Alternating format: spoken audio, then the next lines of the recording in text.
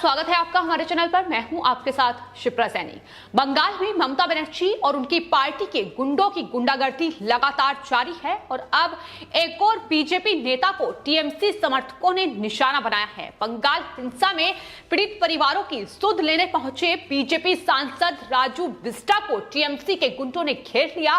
जाहिर तौर पर पश्चिम बंगाल में ये कोई नई तस्वीर नहीं है, बल्कि हर रोज इसी तरीके से अराजकता, गुंडागर्दी, हत्या और लूटपाट की तस्वीरें पश्चिम बंगाल से सामने आ रही हैं, जहां टीएमसी के गुंडे लगातार लोगों के घरों को आग के हवाले करते नजर आ रहे हैं, उनकी हत्याएं की जा रही हैं। लेकिन सवाल यही है कि जब पश्चिम बंगाल में केंद्रीय मंत्री और खुद बंगाल बीजेपी सांसद ही सुरक्षित नहीं है, तो आखिर वहां की जनता कैसे सुरक्षित रह पाएगी, किस हाल में होगी, ये लगातार सवाल उठ रहे हैं। क्योंकि जाहिर तौर पर बीजेपी के तमाम वो नेता जो लगातार पश्चिम बंगाल में हिंसा प्रभावित इलाकों का दौरा करने पहुंच रहे हैं, वो लगातार अब टीएमसी के इन गुंडों के निशाने पर आ रहे हैं और ये गुंडे किसी को भी बकसते नजर नहीं आ रहे हैं। आपको बता दें, हाल ही में दार्जिलिंग से बीजेपी सांसद राजू बिस्टा बंगाल के चोपड़ा इलाके में पहुंचे थे, जहां वो उन परिवारों से मिलने पहुंचे थे जो हिंसा से प्रभावित हैं, जो अराजकता का शिकार हुए हैं, और उसके बाद वो नजदीकी थाने में केस दर्ज कराने के लिए पहुंचे। लेकिन वहां भारी संख्या में टीएमसी के ये गुंडे हाथों में टीएमसी का झंडा लिए राजू बिस्टा पर हमला करते नजर आए, उन पर निशाना साधते नजर आए।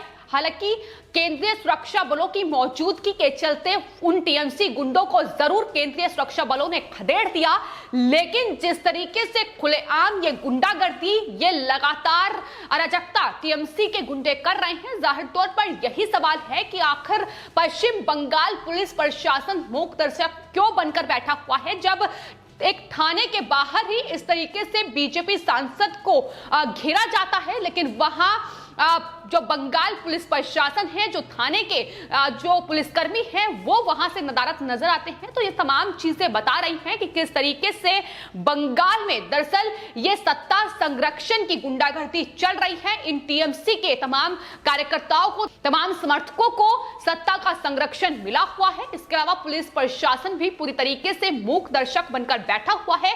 ये तमाम चीजें बयां कर रही हैं कि किस तरीके से ममता बनर्जी पश्चिम बंगाल में राज कर रही हैं। चूंकि इससे पहले केंद्रीय मंत्री पर हमला हो चुका है, वहां टीएमसी के गुंडों ने उनके काफिले पर हमला किया था, जिसमें उनके ड्राइवर को चोट भी पहुंची थी। लेकिन उसके बाद अब दार्जिलिंग से सांसद हैं राजू बिस्टा, जो कि लगातार पश्चिम बंगाल में हो रही हिंसा को लेकर अपनी आवाज उठा रही हैं। इस हिंसा को किस तरीके से खत्म किया जाए, इसकी मांग वो प्रधानमंत्री से भी कर चुके हैं कि बंगाल में बदलाव होना जरूरी है, क्योंकि अगर इस तरीके से शासन चलेगा तो जाहिर तौर पर पश्चिम बंगाल की आने वाले वक्त में, आने वाले 5 सालों में दुर्दशा होनी लाजमी है। ऐसे में पश्चिम बंगाल में राष्ट्रपति शासन लगाया जाए, इसकी मांग भी लगातार हो रही है। लेकिन अब जिस तरीके से ये वीडियो सामने आया है, जिसमें राजू बिस्टा जाहिर तौर पर थाने में केस दर्ज कराने के लिए पहुंचे थे और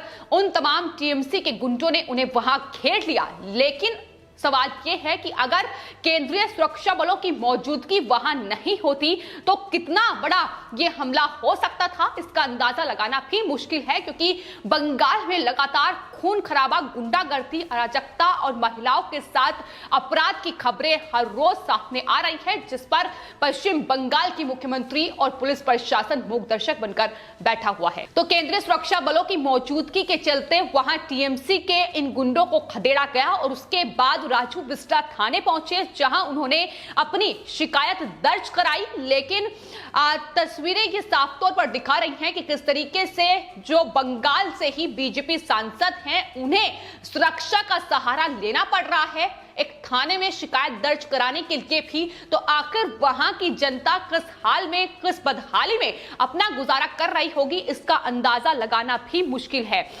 उन्होंने जो शिकायत दर्ज कराई है, उसमें उन्होंने साफ तौर पर यह कहा है कि अगर हिंदू परिवारों पर अत्याचार बंगाल में नहीं रुका तो अंजाम ठीक नहीं होगा।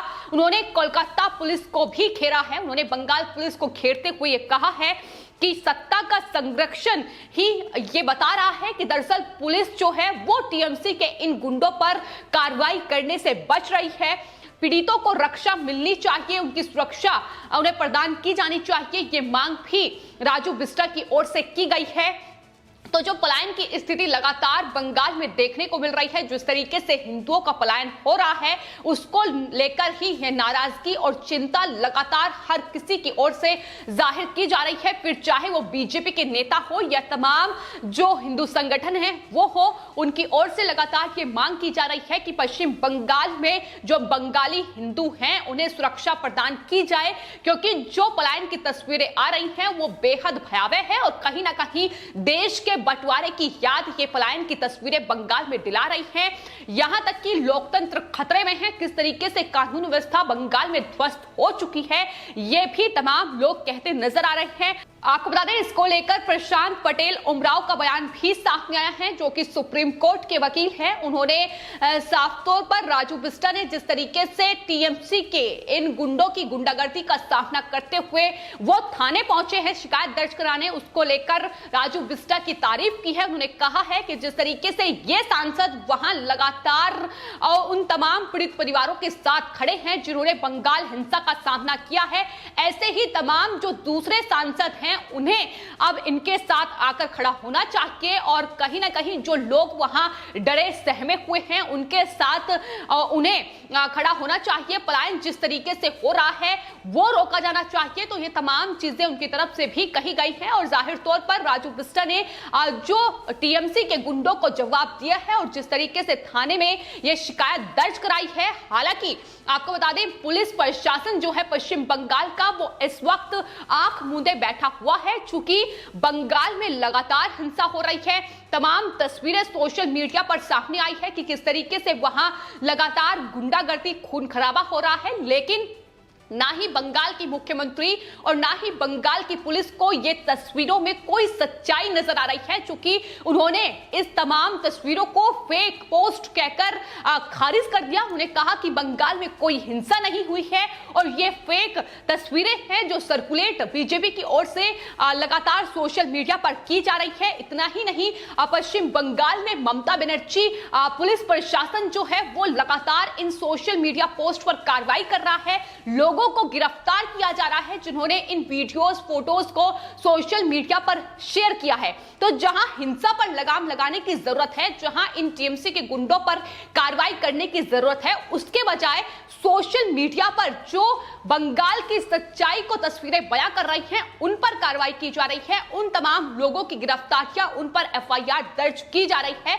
तो ये तानाशाही लगातार पश्चिम बंगाल में ममता बनर्जी प्रशासन की देखने को मिल रही है। और अब जिस तरीके से एक थाने के बाहर बीजेपी सांसद राजू बिष्टा को टीएमसी के इन गुंडों ने निशाना बनाया, जाहिर तौर पर हाथों में टीएमसी के झंडे लिए ये लोग वहां पहुंचे थे। ये बता रहा है कि किस तरीके से ये सत्ता संरक्षण ही है जो टीएमसी के गुंडे ये सब कर रहे हैं और ममता बनर्जी लगातार इसे हवा देने का काम कर रही है।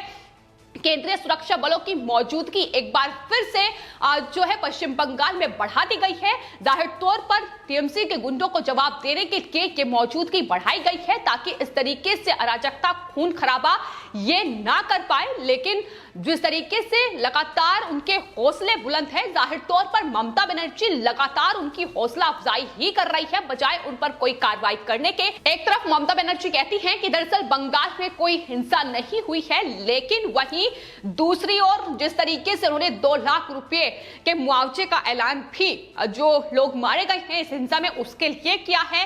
तो ये तमाम चीजें हैं जो बता रही हैं कि किस तरीके से ममता बनर्जी अब फंस चुकी हैं और तमाम जो पोल है उनकी खुलती नजर आ रही है। लगातार राज्यपाल भी इसको लेकर गुस्सा जाहिर कर रहे हैं। लोकतंत्र का अंत बंगाल में हो चुका है, ये वहां की हिंसा की तस्वीरें बयां कर रही है। तो फिलहाल ये देखने को मिल रहा है कि जो भी बंगाल हिंसा के खिलाफ आवाज उठा रहा है, जो भी लगातार ममता बनर्जी को घेर रहा है, उस पर इस तरीके से हमला किया जा रहा है। राजू बिष्टा ने भी इससे पहले ये साफ तौर पर एक बैठक के दौरान कहा था कि दरअसल टीएमसी के गुंडों द्वारा जो आगजनी और हिंसा, आतंक फैलाने का काम किया जा रहा है, जिस तरीके से निर्दोष नागरिकों को इसका नुकसान उठाना पड़ रहा है, उस पर वो चुप नहीं बैठेंगे, आतंकी कृत्यों पर चुप नहीं रहेंगे। लगातार राज्य जो सरकार है, जो ममता बनर्जी है, उसको वो जवाब देंगे। तो साफ तौर पर उनकी तरफ से ये कहा गया था कि दरअसल इसके लिए सिर्फ और सिर्फ ममता बनर्जी का जो प्रशासन है वही जिम्मेदार है, ममता बनर्जी जिम्मेदार है, क्योंकि टीएमसी के गुंडों पर वही एक्शन लेती नजर नहीं आ रही है। लेकिन जो वहां हिंसा पीड़ित लोग हैं, उनकी अगर कोई सुध लेता है तो इस तरीके से उन्हें घेरा जाता है। लेकिन फिलहाल निडर होकर अब इन टीएमसी के गुंडों का सामना करना होगा और इस हिंसा को जवाब देना होगा, ये लगातार बीजेपी के सांसद कह रहे हैं। फिलहाल आपके इस पूरे मामले पर क्या राय है, हमें कमेंट बॉक्स में जरूर लिखें और चैनल को सब्सक्राइब करें। धन्यवाद।